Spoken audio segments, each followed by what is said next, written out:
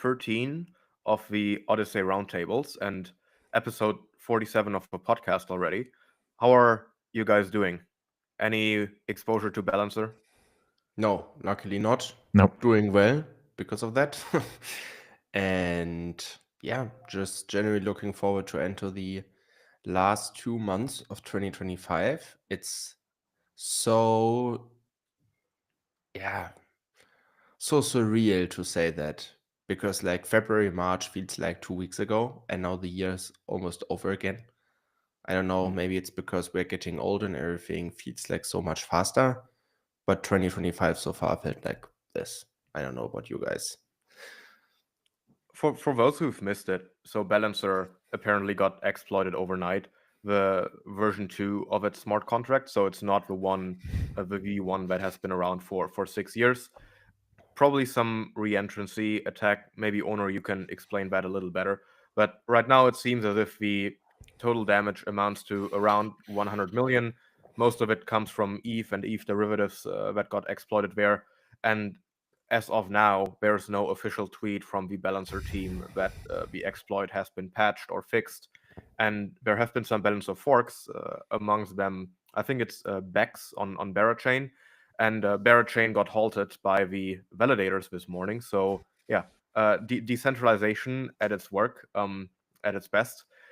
Of course, it's very easy to make fun of it, though I think that if there is an obvious path to securing user funds, I think it will be more and more normalized to hold chains in the future, especially if it is something newer and with less validators than, let's say, ETH or BTC. I could very rarely imagine a scenario where either one of those would get halted, but with these newer ones, especially when it comes to EVM L2s, I think that will be more accepted going forward. But yeah, curious to hear your guys' takes.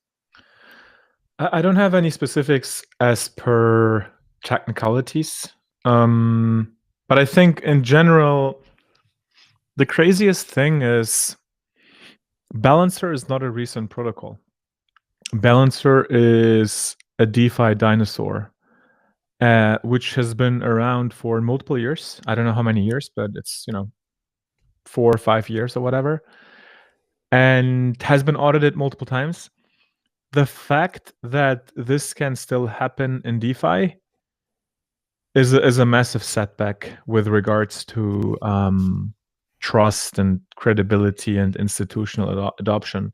Like imagine if the core protocols such as Uniswap, such as Aave, I would say Balancer was in that category, are not safe.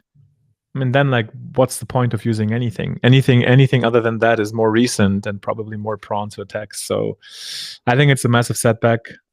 Yeah, the amount isn't huge, but the market already wasn't in a good condition. So yeah, it's pretty bad right now. But yeah, I'm not exposed. Yeah, I think especially since there have not been any major exploits on a protocol level this year, especially relative to 2022, 2023. The biggest one this year was the Bybit hack, and that was a front end, switching the front end and address thing. So that was more on an exchange level, but not anything that impacted our truly fascinating decentralization tech. But yeah, moving on with some other news or developments. Speaking of the Berachain halt, there has been a Berachain DAT, and I think Yuri, you wanted to comment on that a little bit. Yes. So there have been discussions about that, to build a new investment vehicle to accelerate like a kind of a flywheel effect for Bera and the Berachain ecosystem by launching a so-called DAT, which was initiated by Green Lane, I believe. Correct me if I'm wrong, please, but pretty sure it was Green Lane. Was discussed and announced around Token 2049 and the Korea Blockchain Week, and it just popped up now for me. That's also why I wanted to talk about it for a little bit, because you see, Berachain just got basically one of his first bigger hits, something that they're not responsible for. But I mean, we have seen it also with FMOS, right? In the past, there was like a the Nomad hack, and completely drained the FMOS ecosystem. And this was like something that was completely out of the control of the FMOS team. Yet FMOS suffered from that significantly, and I just found it so fascinating. So Barrachain isn't even a year old, or like at least not at mainnet for a year old.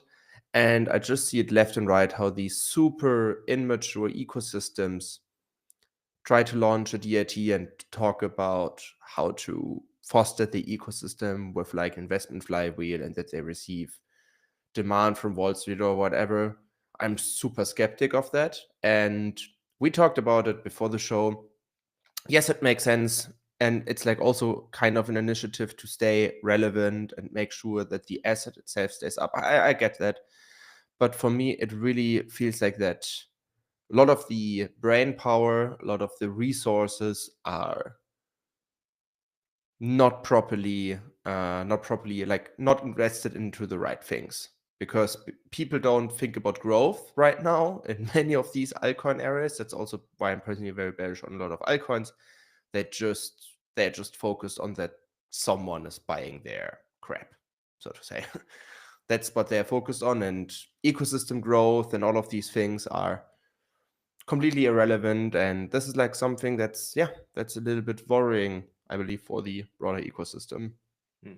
I agree with your overall take. It's kind of a last gasp for relevance and not completely dying alongside your coin. I think that most of these teams don't have a lot of alternatives right now. Basically, we have not seen any net user inflow since mid 2022. Arguably, with the top of the 2021 cycle in November 4 years ago, and Luna collapsing in 2022, like on-chain participation in terms of like retail genuinely being excited for these use cases has been on a down-only trip. If you look at DeFi farming right now, anybody who has had any long-term time preference or any long-term view on anything, any long-term conviction, they all lost out this cycle. Like if I look at my DeFi positions that I accumulated from the beginning of this year, they're all in the red, like unanimously. I think there's like one or two meme coins where I'm still in the green, but these were very low position sizes, and it was just because I got like somewhat early.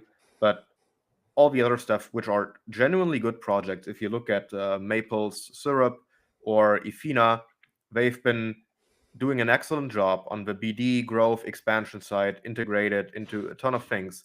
Still, their token is not picking up well, and it's getting continued sell pressure from early investor unlocks, or in the case of some of the POS tokens, obviously the staking rewards. I think TIA is the most prominent example there. So yeah, I don't really know how to fix that. I also don't think that the DATs, which follow a very simple buy and hold strategy, have any future. At least not the ones who are spinning up right now. The large ones that are already existing, most of them arguably have been able to like do these financial engineering shenanigans to finance themselves for the years going forward. And unless the asset prices of their underlying totally plunges and stays in the gutter for years, which in the case of BTC and ETH DATs and also Solana DATs is not that likely to happen. I think most of them will be fine, but the entire longer tail, I really don't see any future there. And I think it's rational, or let's say efficient, if they trade at a discount to NAV going forward, because ETFs are getting more and more accessible. If you are a TradFi deployer, you can deploy capital into on-chain finance via curators, vault providers, etc. That is not an impossibility. I don't see a reason to accumulate these DATs unless you have a huge shift and suddenly a huge appetite for longer tail risk assets again. Then it may make sense to speculate on the NAV premium to increase and like buy the shares of them. But other than that, I don't see a very positive path forward for the long tail of them. No, not at all. also, if you look at, I mean, just for so that the people also understand that what kind of companies become DATs. So usually the life cycle is that a company that is publicly listed and is struggling is doing this pivot. So it's like basically both sides are like trying to do basically trying to take advantage of the last resort. The company is like pivoting, saying, "Hey, we're doing something completely different now." Maybe crypto bros will pump our valuations.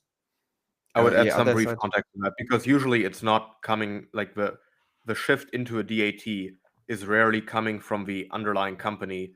It's usually the team that wants to set up a DAT picking a company that they want Yes. to acquire. So like logically they acquire one which is usually operationally not doing a lot anymore. So like of course there might Yeah, be a little both bit of sides. adverse selection, but like Obviously, you need to it's not convince as the bad as board. it may look. That's how public companies work, right? You need to still go in, convince the board, and have like these conversations. A lot of people say, "Okay, whatever." Well, you can do a hostile takeover. If it's trading at a very low price, you can just buy up the shares that are publicly traded.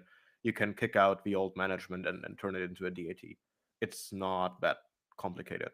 Yeah, but for that, they still have like a bigger market cap, and so Guys, usually it works like this. I'm getting alpha in real time, and Yeah. this is a controversial one.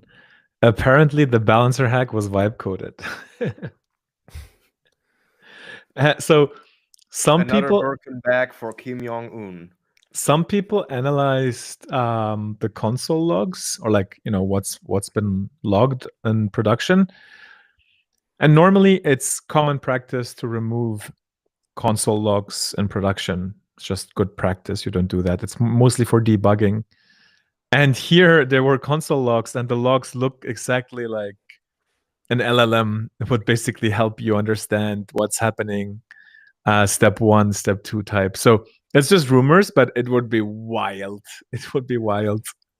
On that note, do you think it could be a white hat exploit, or do you think that's very unlikely?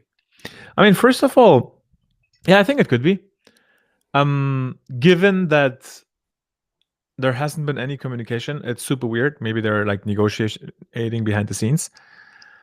But if it's not a white hack, and if it's LLM based, this could set precedent for LLM providers actually exposing the hacker. So there's a couple different scenarios here.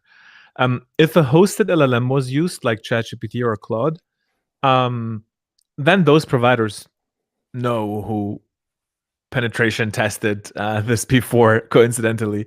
If it's a locally ran LLM with proper GPUs and whatnot, I mean, yeah, then it's not possible. But I don't know. White hack, 70, 80 million? Unlikely. Doesn't smell like white hat. Let's see. I think if it is a white hat hack, I would have a guess who could be behind it. Like it would be a crazy long tail outcome if he actually turns out to be, but it would be pretty hilarious. Okay, who do you think? Now you have to say. I really can't say it on the podcast, but yeah, I have like one person in mind who would fit right into that whole like storyline. But yeah, it would be pretty funny. I don't think he's behind it, because I think we should assume that it is not a white hack. Max just DM'd me, Jacob Gedikian. Just kidding. All right. Yeah. Speaking of him, like, have you guys followed along Cosmoverse at all? I just saw empty seats. I don't know. I don't have any insights. I guess nobody knows because nobody attended. But yeah. On another note, the Solana ETFs went live. Can we just for the sake of wrap up that the Barrett chain chapter real quick with the DATs. So we ended with that you could just take over. I think in most of the scenarios it's really like an interest coming from both sides. But my last 2 cents to all of that, because it's not only Barrage. I think there's also like an IP for Story Protocol. There's a similar one for Injective. Like all of these chains, I just hope that it calms down a little bit, because all of that is like I don't know if it's like so healthy for the industry to launch this. Sorry to say it, but I think most of them are like crappy, super No, crappy I products. fully agree. I think I think it was either at Token or at DAS London. I think it was at DAS London where I spoke to the Injective team because they had a booth there, and I was like, "Hey, I used to be pretty interested in your ecosystem 2 years ago. Followed along quite a bit. Haven't caught up in a while. Like, what's happening?" And basically, the only catalyst they told me about was a DAT coming up. It's like I'm asking them, hey, what is going on in your ecosystem growth? And the only answer is, well, there's some hostile or maybe like whatever takeover TradFi company that is going to buy our token. I mean, what kind of adoption ecosystem growth is that? I mean, are you like, no wonder all of these things are down 80% and more. And frankly, they should reprice even lower. And just also to end this, you also need a lot of capital in order for a DAT to have like a significant impact. Barrage, for example, in Green Lane, they are collecting $110 million in the market for that. They want to buy $110 million worth of Barra. Like, I'm just super curious where they will find it. Like, where Well, does this money come from? I think the liquidity necessary to push up the price heavily depends on who they are buying it from. Most of these DATs, especially on the longer tail, they don't buy it open market. Because if you look True. at Injective and the liquidity available for Injective, if you were to like yank $20 million or however large that DAT is straight into the market and just market buy 20 million of INJ, then yeah, you would have a very positive price impact. Same with 50 or 110 million for Bera tokens. It's not, I mean, the Bera liquidity is by far not as deep as ETH or BTC. But the issue is that mostly these DATs acquire a large percentage of their token holdings either from other early investors who sell OTC or directly from the foundation. So the net buying pressure on the open market is very muted. I think there were some analytics out a few weeks or a few months ago when the hyperliquid treasury first came up, and I think also some of the ETH DATs, and the common kind of distribution there was usually that you had sort of a like 2/3 to 1/3 split between buying from early investors and foundations versus buying on the open market. But I think especially for these kind of down only tokens like Bera or INJ, I could very well imagine, and I have not verified this information, but I could very well imagine that almost all the volume is coming from OTC sales, and the actual buying pressure on the open market is very limited, because otherwise we should have seen it in the price at least a bit. 100% agree. Yeah, But and speaking just of one thing, institutional, INJ really went down almost 50% in the past 4 weeks. That's insane. Jesus. Yeah, But it had an insane run in, I think, early 2024. yeah, But and also before. easier times, man. Truly easier times. I don't think that I have it on my. Oh yeah, I still have it on my watch list. Yeah, this thing is down only. Jesus. But yeah, speaking of institutional flows, so the Solana ETF launched a few days ago, and the flows have been all right. I mean, at least they have been positive, but they have not been overwhelming. And also, if you look at the Solana chart, it does not look that different to all the other charts out there of the majors. It's also at the range low right now between kind of the October 10 market closure and yeah, where it's been bouncing around ever since. So it doesn't look too great. probably not a comparable appetite to when the BTC ETFs first launched. I mean, ETH also was not able to 100% replicate the success of BTC ETFs. Most of the ETH outperformance just came from the DATs buying heavily in summer. So that, I think, is a positive example of them buying on the open market and heavily, let's say, alleviating the price. But yeah, I mean, what is your guys' opinion, like, in terms of maybe also your portfolio allocation between BTC, ETH, and Sol? So the question was the last part I didn't get. Sorry. Well, I mean, do you think the Sol ETF is significant, and does that reflect to any extent in your portfolio ratios between BTC, ETH, and Sol? I'm not looking at the ETF actually. I'm just looking generally at the market cap and adoption. And my biggest position is by far Bitcoin. This has more something to do with Bitcoin being a finished product, being completely established.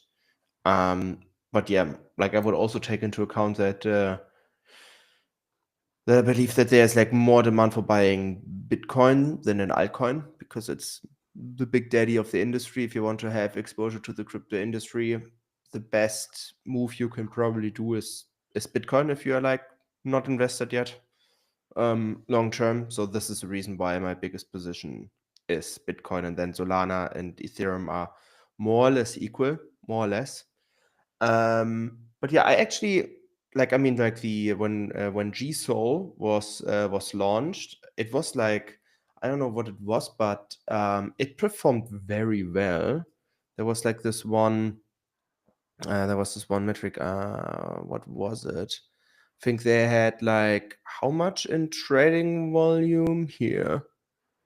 It wasn't too bad. Like when they launched last week, I think wasn't it 110 million or something trading volume, which isn't too bad for day one.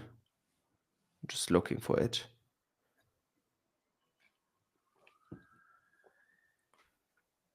Honor, what's your take?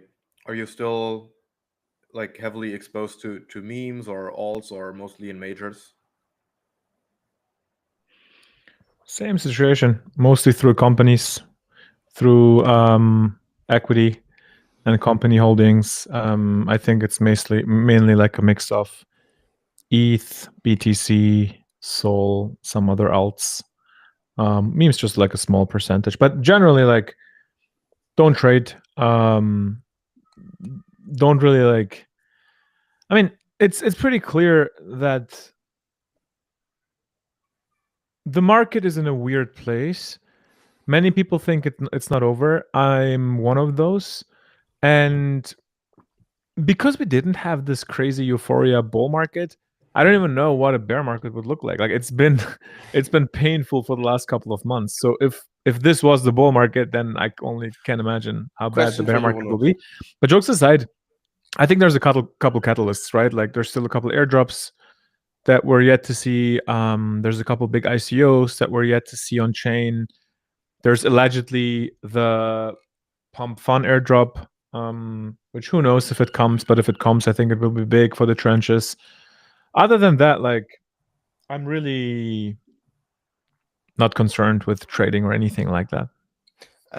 Question for you, Uno, because actually I was thinking about this on the weekend also prior to this to today's episode, like because I was like so sure we would talk about this again. Like this feeling about what a bull or a bear market is, because we also looked at all of the indicators last time, like what could be like some more pull or push scenarios. Are there like any indicators that we reached already, some signals, some top signals?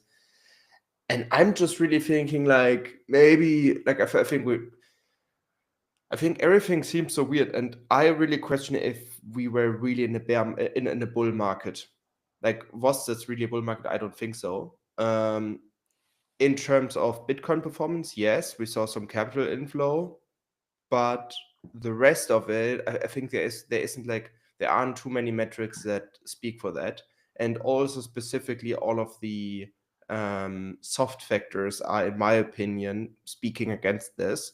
First off, the M&A activity just reached an all-time high in the industry.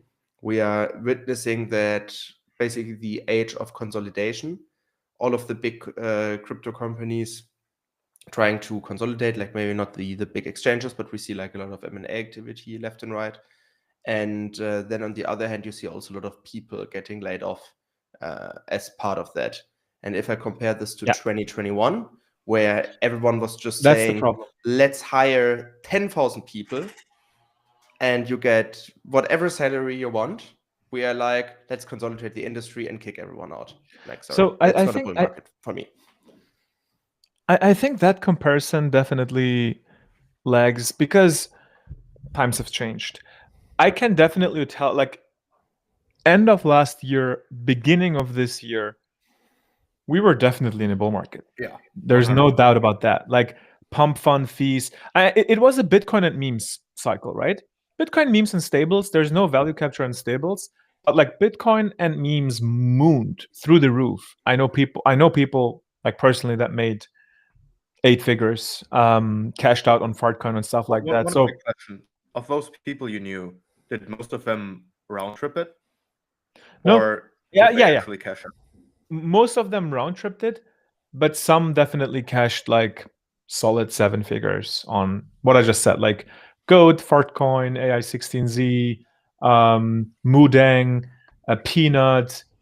There's been a couple tokens which went to billion or close to a billion, where a lot of people made a lot of money.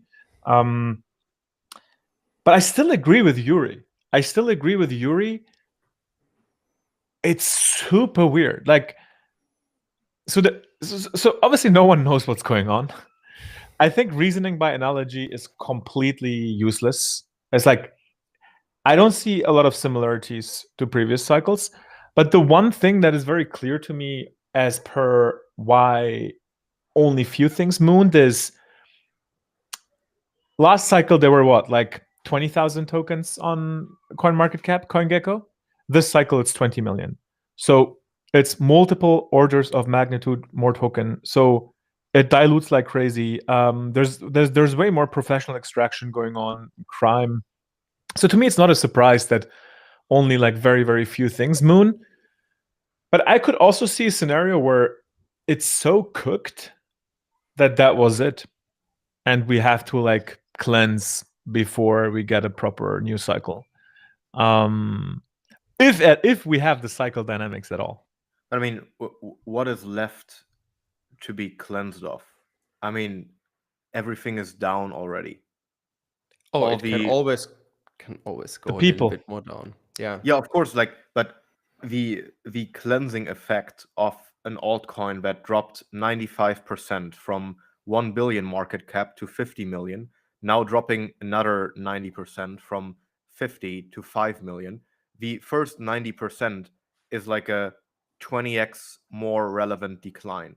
Like the last 90% decline doesn't really cleanse off anything anymore. I strongly disagree on that. I strongly disagree on that. I think some areas, and that really comes from a deal of my heart. Maybe we can talk about this like also later when we talk about the Friendship rebrand. The one thing that always was like a bad gut feeling when we were like in this bull market or whatever the cycle is. When we left 2022 and we entered 2023, I was like prepared, okay, we experienced Terra, we experienced FTX and all of these things. Now we're in a bear market and we accept that, and bear markets are for building, but still there were like so many projects launching left and right or like raising at insane valuations.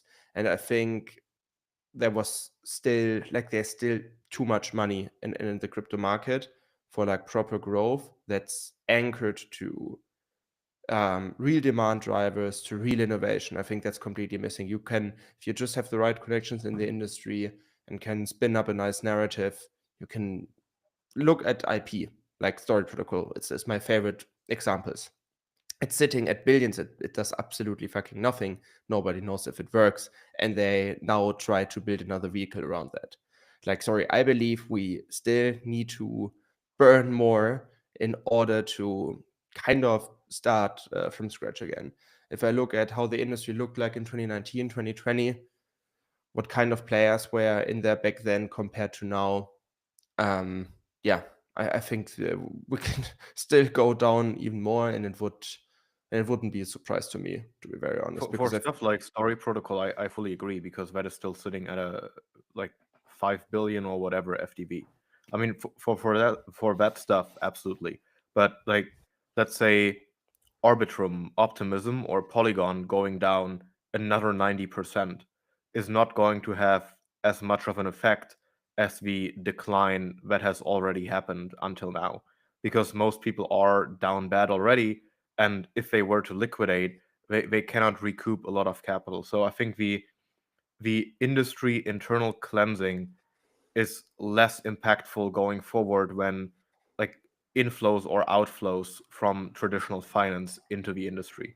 So what happens regarding liquidity conditions around crypto is right now more relevant than what happens in crypto. Of course, you cannot separate these things, but like I think within the industry we sometimes neglect that at the end of the day we are still very emergent, and compared to other industries we are very small, so we are extremely dependent on the inflows from other people and like other capital, and we've completely failed to attract such inflows over the past 3 years. Obviously that is also an industry internal problem, because we have to like make industry internal achievements in order to yeah, attract outside capital, so there's certainly a relation there. But I mean, if you that there isn't that is, in my view, the relation. Like if you are like from Wall Street, for example, what would you prefer investing in? Like some magic internet coins or AI, or I would like still what be if pretty interested in Bitcoin. I mean, right yeah, now, from a and like Bitcoin moved. larger macro perspective, everything is valued at a pretty high level. I mean, gold has had a huge run up. All the indices are trading at an all-time high. You see a lot of kind of recursive capital usage in the AI sector and around data centers. And like, if you are approaching markets with a, let's say, 1 to 2 year time horizon right now, there's not really anything out there that looks that attractive to invest in, because everything has been running super hot. Even though I would say I like to use the phrase when I discuss economics with friends who are like more into the political stuff, that at the end of the day the economy is not real in most Western nations. And it kind of fits into the entire financial absurdism thesis, which I'm quite a big proponent of.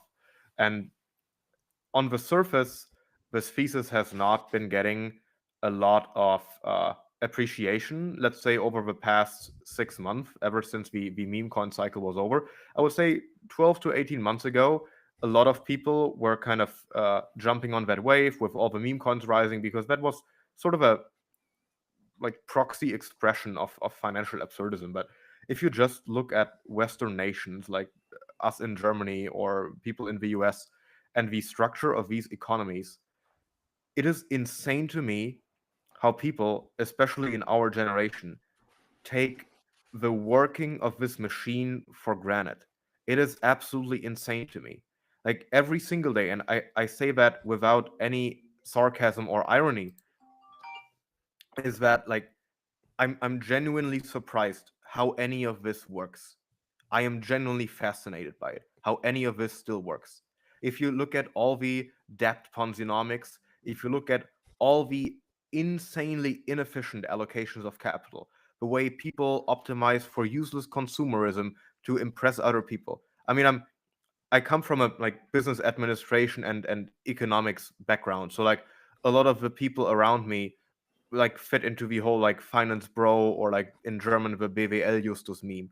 And like even these relatively smart people, the way they allocate their capital into stupid consumerism crap, it is insane. Like how can this economy sustain itself? 80-90% of this consumer sector, it's spent for useless BS. More than half of all white collar jobs in first world countries, or it's just adult daycare. Like this entire thing is poised to collapse. And like you kind of you get to a stage where you sort of want to see it burn down, because not because you like dislike the system inherently. I mean, it is what it is. Like I want to impose any moral objective upon markets. I mean, markets just are. They don't follow an explicit moral objective, and like arguably they shouldn't, because we couldn't agree on one. But like if you just look at the mechanism behind it and the sustainability, it's like it is really poised for a reset. And I don't think, if you look at demographics and like the growth of government debts, like how is this supposed to go forward? It's an asset-led economy, and that asset-led economy is more and more detached from the real economy. And I think we will get to a stage where this will lead to a lot of like society internal, let's say, yeah, uproar. And I would like to avoid that if possible. Sorry for the rant, guys.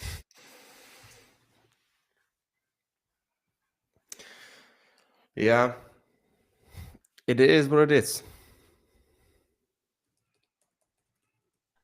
It is what it is. It What is else do we what have it is. today? Maybe we could briefly discuss Monad and Mega Eve.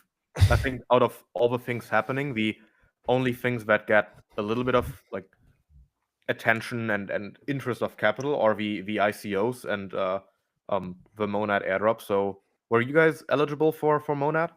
No, didn't play around with it. No, same. No. I Yeah, was in talks with some liquid staking solutions for the past couple of weeks, which was quite interesting. But yeah, I mean, Monad had like a lot of traction, and I just hope that they didn't lose it entirely. It seems like, so I'm really strongly against like those people who use an application then expect that they get paid. Like this attitude is like so anti-crypto actually. Like airdrop was promised to me, or like free money was promised to me. It's like so weird. Yeah, so weird. You know, we are builders in the space, so we don't just like use the tokens and play around with it. We also build some stuff. But I think like the worst thing you can do is to just like be a neat, buy a token, and just hope that it goes up. And then like this type of market sentiment and situation is just gonna kill you. And I also find it weird. Like, yes, I think Murad has some pretty good points on cult and free cult labor and movements, but now it's like every new coin is a movement, and you're like, please shut up. Like, I don't want to hear anything about this coin launched 4 hours ago. Okay, Murad is speaking about coins that were launched a year ago and built communities, and they have some lore.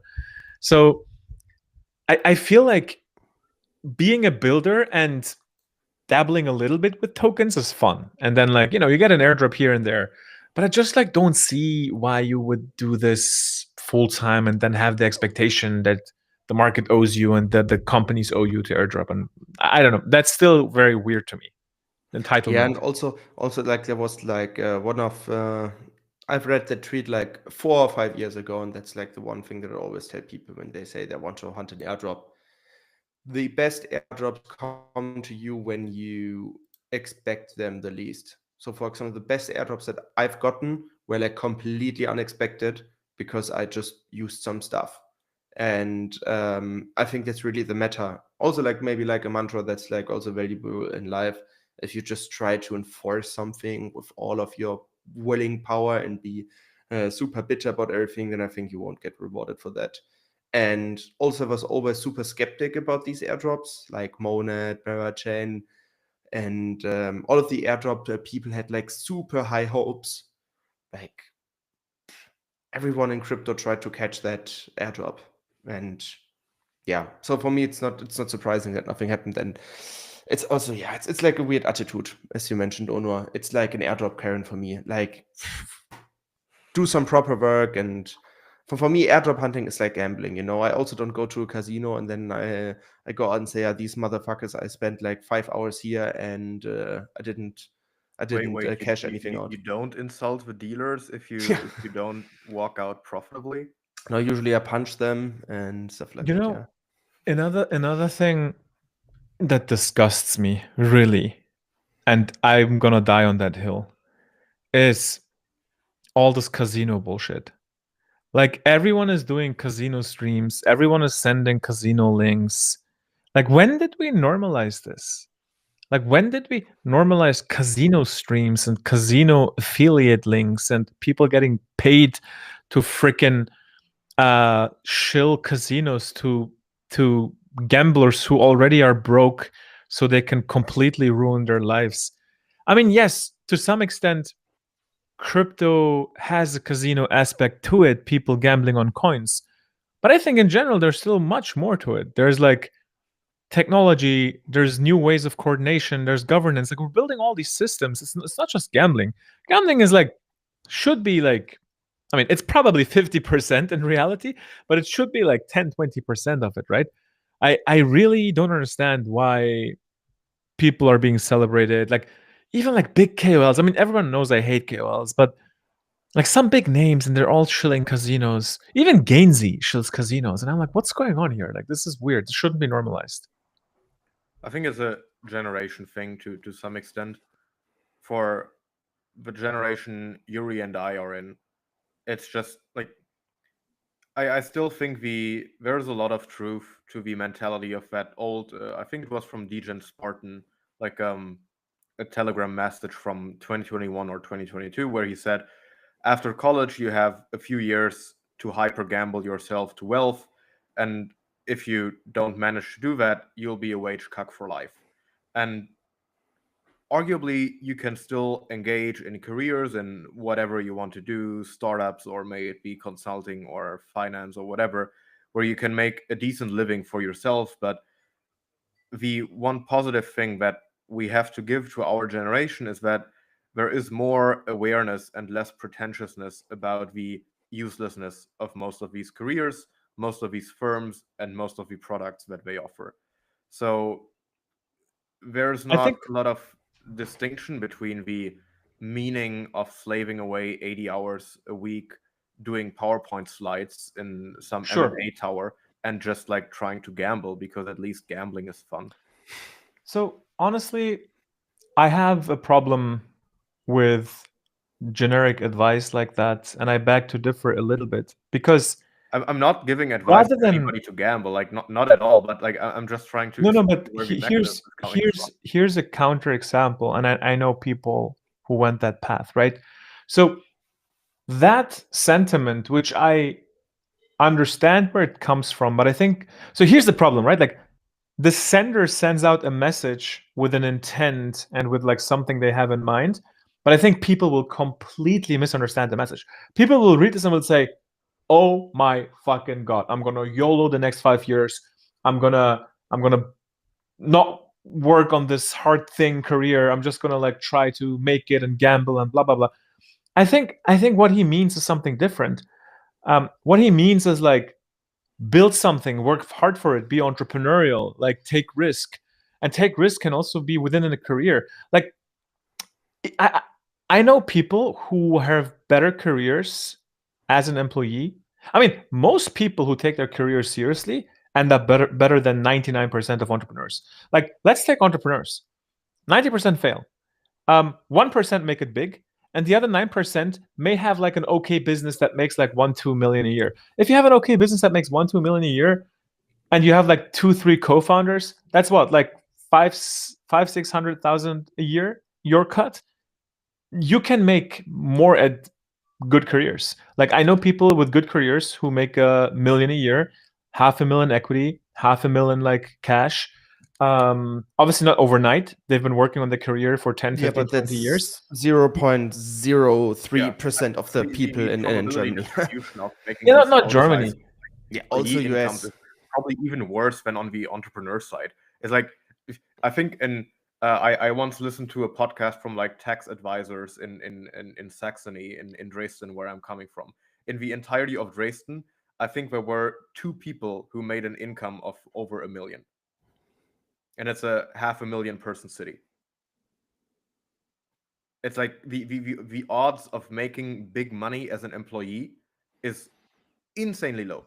Of course, the downside is muted as well. Like I got to give you that, but it's not. I mean, obviously here in Berlin, in kind of a tech-savvy industry, probably many people we are surrounding us with who are employees are like tech people. So they have very decent salaries, but it's not like Amazon and Google and Microsoft are throwing around these entry-level product manager BS jobs that give you 350K right after college. Like Yeah, and these times are over, Not and the there's point. like 10 That's jobs exactly what left. I said. But I think the point is, it doesn't matter if you hyper gamble after college or you do the most boring, straightforward path. If you work hard for it and you're smart about it, you will make it. You're gonna make it And either way. I just want to throw in something very important, like for the two examples. So one, if you are building a business and you are walking home with more than 100K, then, well, like big kudos to you, because you were able to find a demand, build something up, carry the risk, eventually hire people carrying the responsibility for it, and go home with like 100K, which is like, even in high industry countries like Germany, which is double the amount of what the middle class is. So already that's like nothing to be played down for, in my view. And the other aspect is, yes, there are also like maybe industries in the US or something where you make these salaries, but also in the cities, the life expenses are insane. I just watched a documentary yesterday about the US and how they are voting for this new mayor who's more on the left side. But I was also shocked to learn that there are like people paying $70,000 to send their children to kindergarten. So even if you make like 300K, like the relation to that 70K for kindergarten and what all of the other things are costing in the US, like it's melting. So it's like left pocket, right pocket. So just wanted to throw that out there. If you're To in put things Manhattan into and you relation. make below 200K a year, you're living like a dog. Like 200K is no money over there. I mean, similar for London. If you make less than 100,000 pounds in London, you don't have an insanely good life because everything there is super expensive. And mostly, if you are in a job where you make that kind of money, you are surrounded by people that promote a very like wasteful luxury consumerism lifestyle. And 99% of people will try to live up to these standards of their surroundings. So all of that money essentially goes to waste. Yeah, I but think I just wanted to throw that out there, because like I also feel like on crypto Twitter, people like became a little bit brain dead on that and lost touch to relation to the reality outside. is 10 million enough to retire? Yeah, these kinds of memes, or is it enough if I make 200K, bro? Chill. Like seriously, if you build something up, you build expertise, and you make like 100K per year, be fucking proud of yourself. Like you are doing better than probably 90% of the people around you talking shit about Twitter. If you have no debts, of course. If you're debt free, you're making 100K into your fucking pocket, you are very well off. And I just like, that's something that's really important for me, because like I feel like that people have partially completely lost the touch to reality.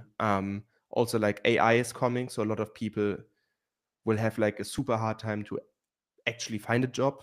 So I don't know. I don't buy into this philosophy because Which do you think it's overall to like doomerish, or what no. precisely? This is more on the inspirational end.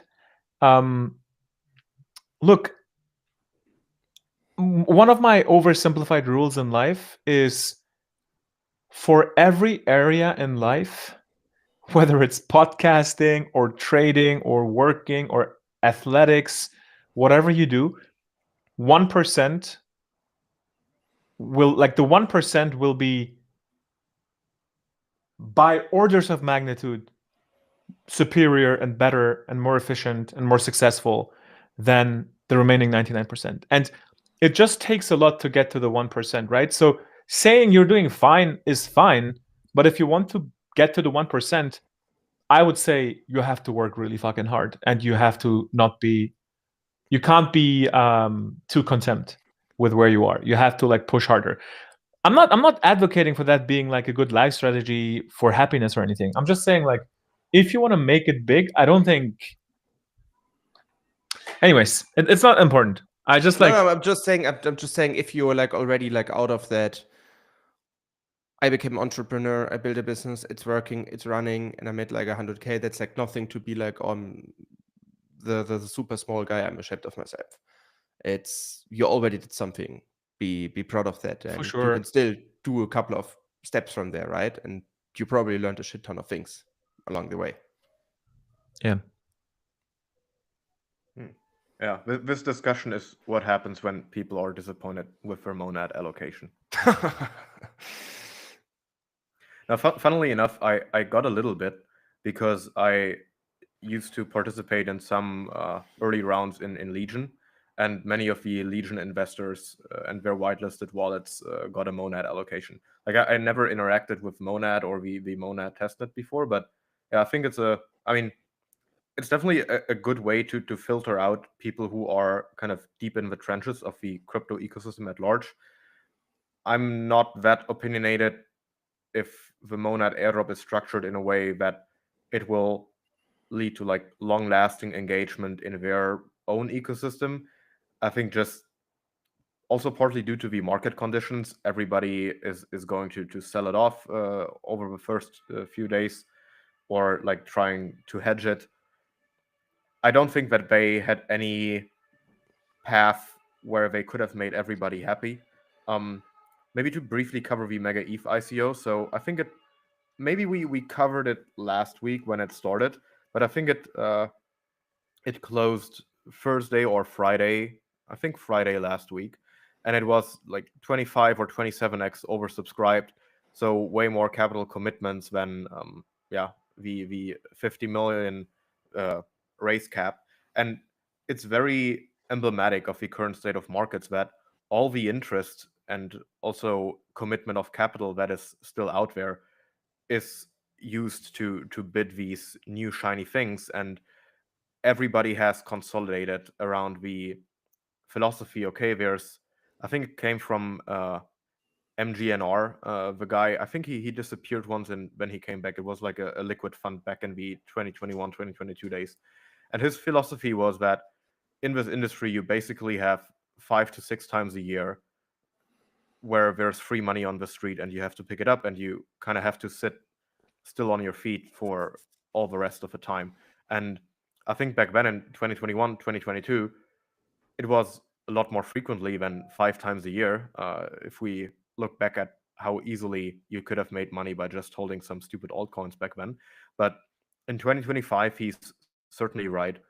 You should have only participated doing like extreme dips and points of fear during like April or a few weeks ago during October 10th, and participated in a few of these ICOs. So everybody has consolidated around the philosophy. You deploy capital a few times a year, and then you just try to exit and extract as soon as possible as you are able to lock in some profits. And I think as long as this philosophy prevails, we will not see a widespread alt season because there's no marginal bidder coming in. Strongly agree on that. I don't think we will see a widespread alt season ever again. Yeah.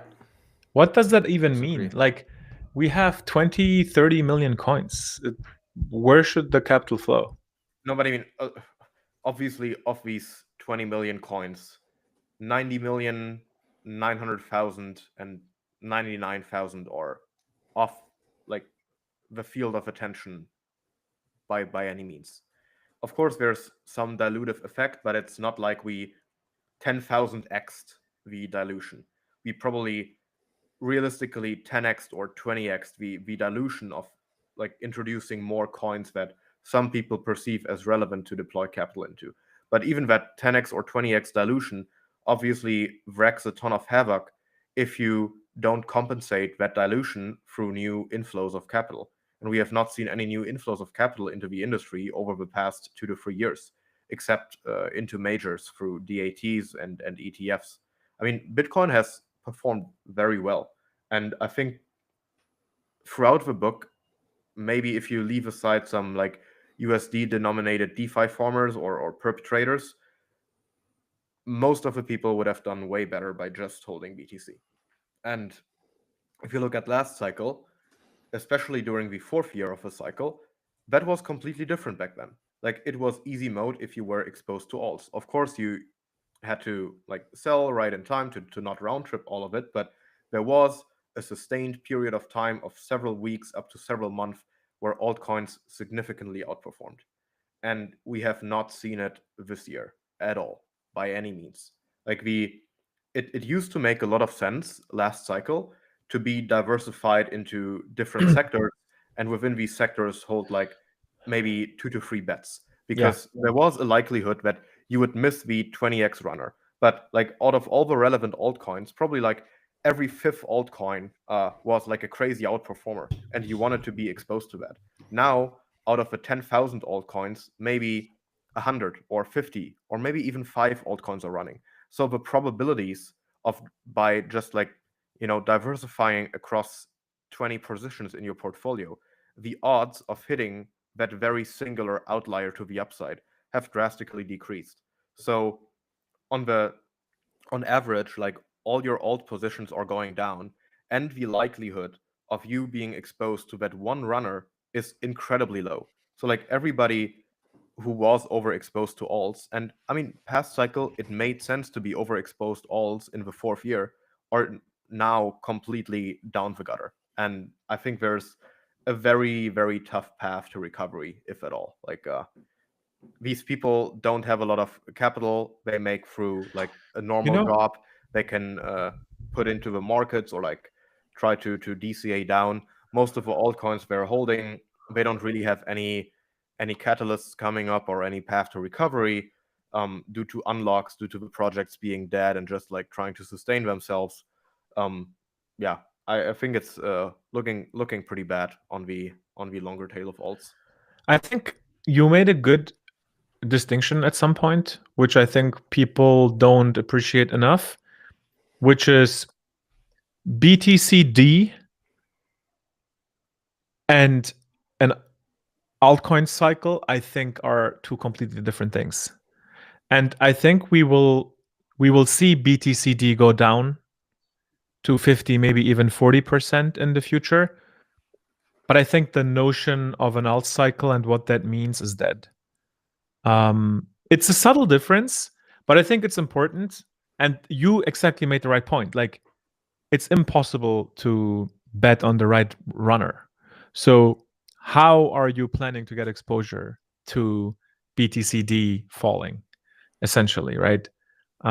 You might as well bet on shorting BTCD on a prediction market. It's the same thing. Yeah, I mean, if you want to get exposure on BTCD falling, your most relevant bet is still Ethereum.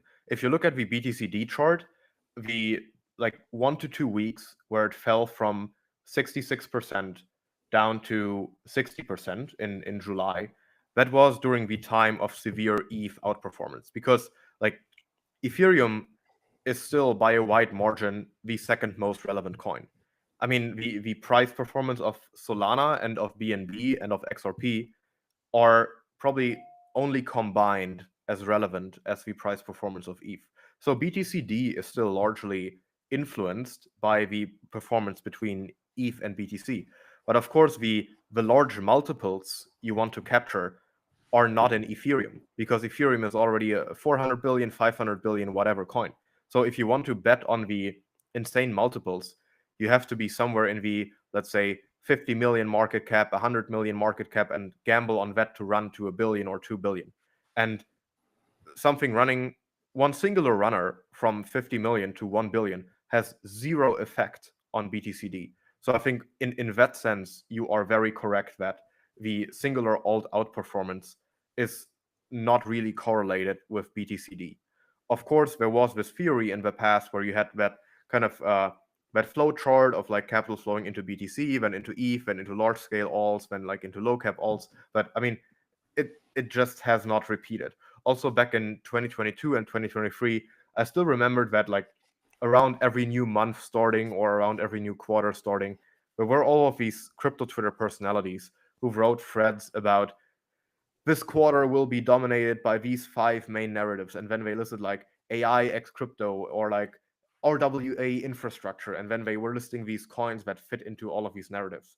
We have not seen any of these narratives outperforming for more than a year.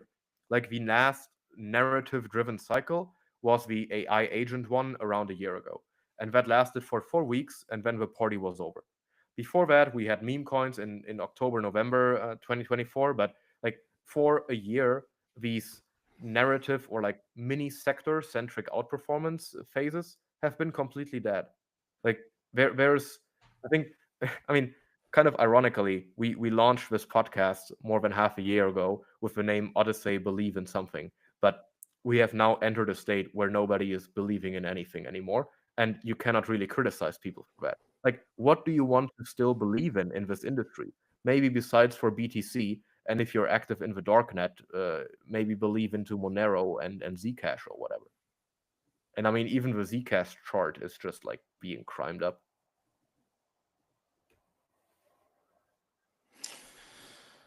Yep, hard times. I think we should. We're at the hour. I think we should wrap up. I actually also need to run, do some family business, but I know we have a couple more topics planned, but maybe we can go through them next time. Yeah, was a good session though. Was a good Thanks, session. everyone. Thanks, everyone. See you guys. Ciao, ciao.